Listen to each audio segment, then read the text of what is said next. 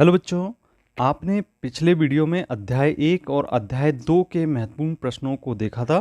चलिए आज हम बात करते हैं अध्याय 3 की निर्देशांक ज्यामिति।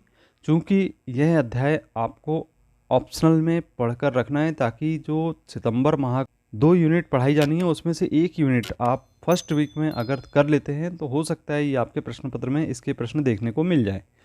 चलिए अब इसमें देखते हैं कि किस प्रकार के प्रश्नों का समावेश इस अध्याय के अंतर्गत हो सकता है।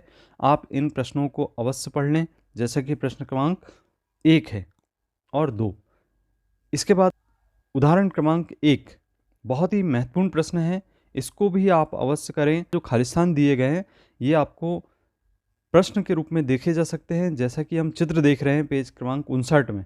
ये वाले चित्र के आधार पर आपको इसके आंसर देना है।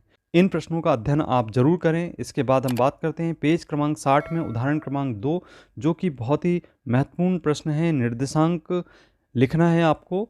ये जो आपको बिंदु दिए गए हैं क्रम से ए बी सी, ये जो बिंदु दिए गए हैं इनके आपको निर्देशांक लिखना है। तो यहाँ पे इनके हल दिए गए हैं, इनको जरूर आप अभ्यास करें। 4 अंक के प्रश्नों में पूछे जा सकते हैं।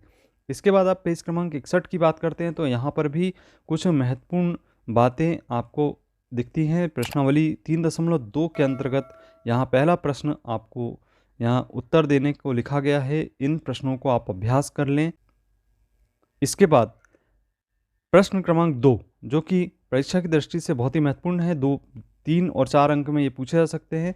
यहाँ पे बिंदु P थी और अलग अलग बिंदुओं के जो कोटि निर्देशांक या फिर भुज की बात कर रहे हैं, पूछे गए हैं। इसका चित्र इस प्रकार से दिया जाएगा और पूछा जाएगा कि इनके भुज कोटि या फिर निर्देशांक बताइए। तो ये जो बिंदु दिए गए हैं क्रम से ABCDE, इनके निर्देशांक भुज कोटि आपको पता होना चाहिए।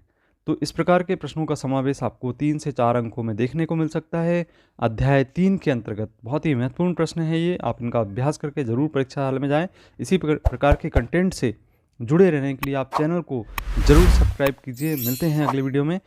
धन्यवाद।